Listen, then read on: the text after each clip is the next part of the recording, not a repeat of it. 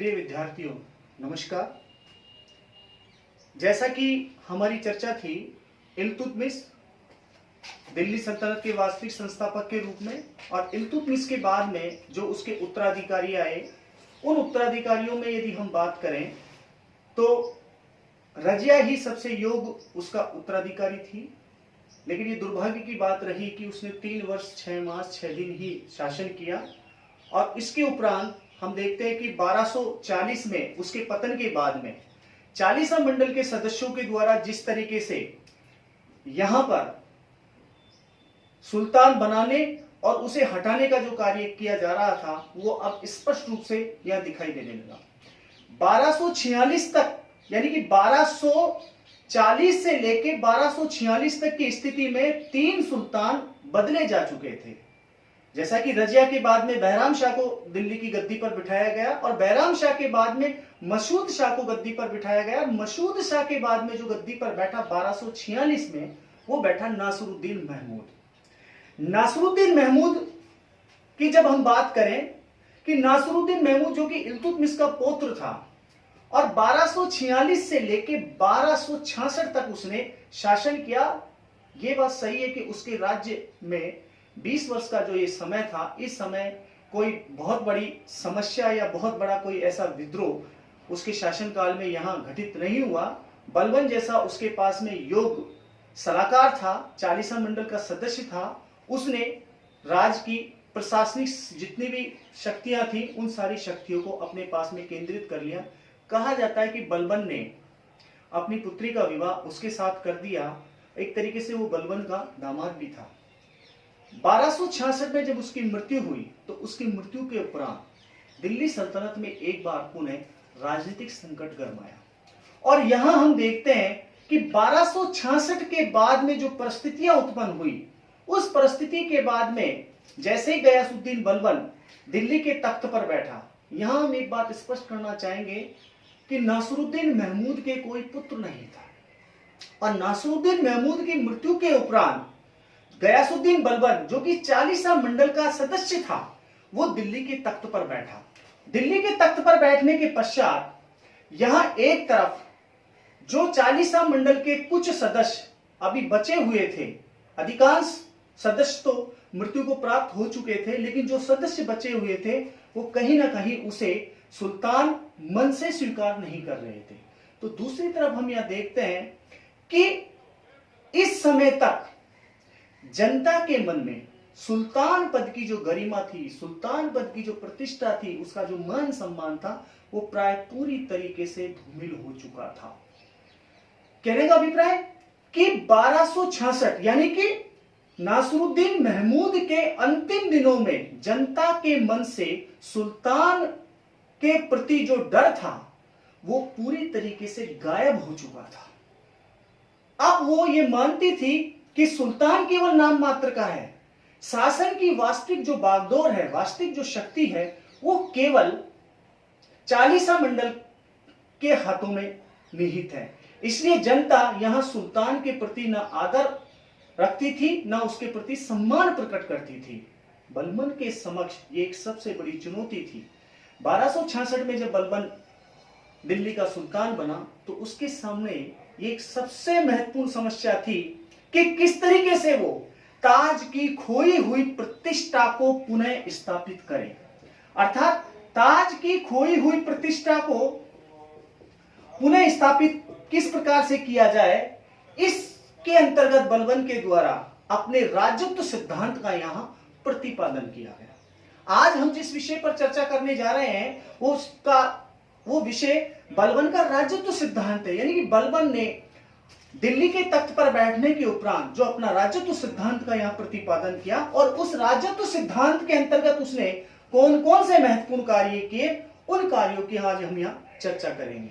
खास तौर से हम बात करेंगे कि सुल्तान पद की खोई हुई प्रतिष्ठा वापस कैसे स्थापित की जाए। यह बलबन का मुख्य ध्येय था, मुख्य उद्देश्य था।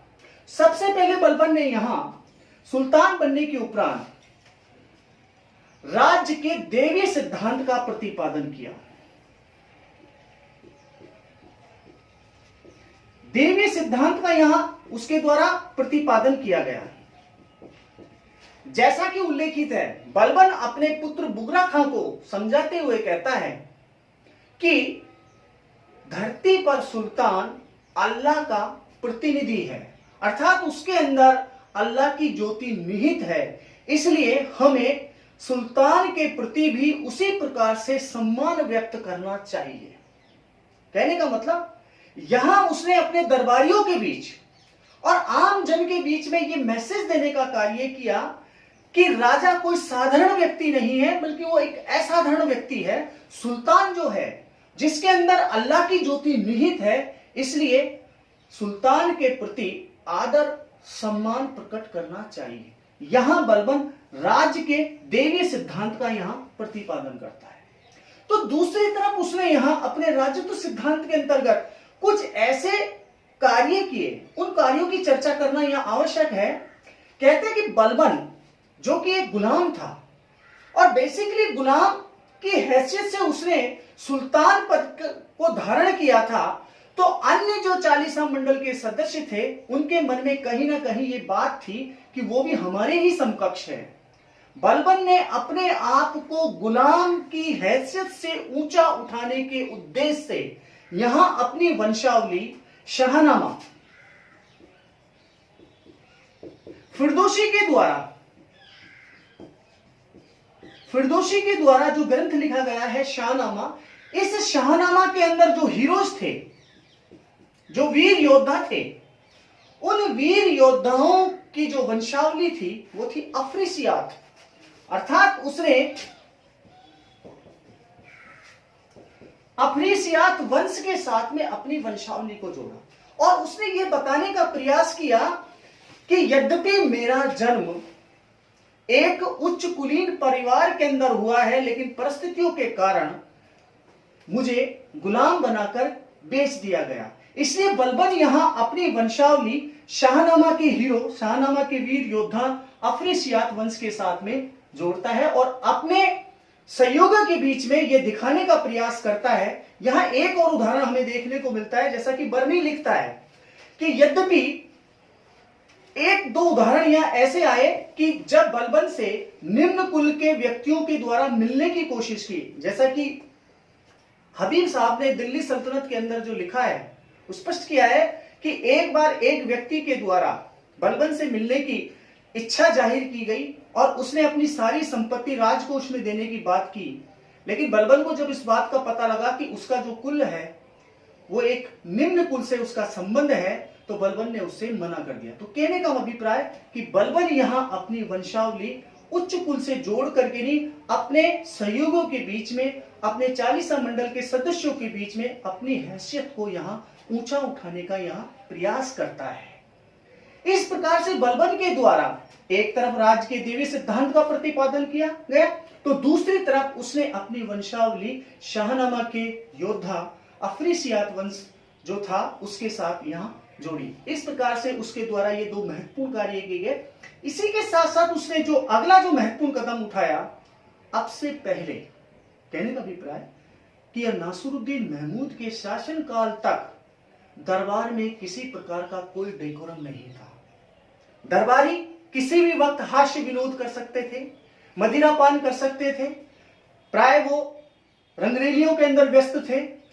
बलबन ने इन सारी जो बातें थी इन पर उसने पूर्णतः प्रतिबंध लगाया, और पूर्णतः प्रतिबंध ही नहीं लगाया बल्कि बलबन ने अपने दरबारियों के लिए न केवल नियत पोशाक निर्धारित की, बल्कि दरबार के अंदर उसने सभी दरबारियों के समक्ष इस बात को जाहिर किया कि उसकी आज्ञा के बिना कोई भी किसी भी प्रकार का दरबारी हास्य विनोद नहीं करेगा।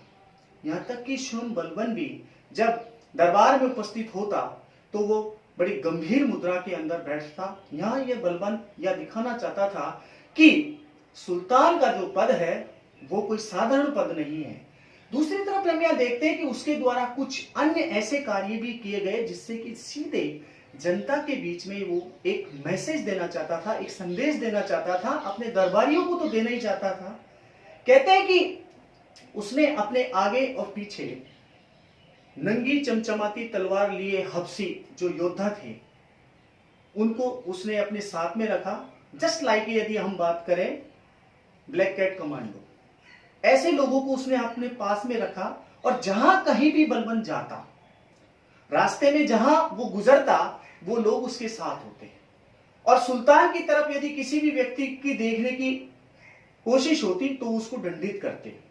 जैसा कि उल्लेखित है कि दरबार में जब वो आता तो उसने जो पोशाक सुल्तान की थी और दरबारियों की जो पोशाकें थी, उन्हीं पोशाक के अंदर वो बैठता था, खुद भी आकर के पहन करके, और अपने दरबारियों को भी उसने आदेश दे रखा था। और प्रत्येक दरबारी को यहां खड़ा होकर के नहीं, उसके द्वारा कुछ यहां ऐसी प्रथाएं भी इंट्रोड्यूस की गई, स्थापित करने का प्रयास किया गया, कुछ ईरानी प्रथाएं। इन ईरानी प्रथाओं की हम बात कंटिन्यू कल करेंगे। Thank you.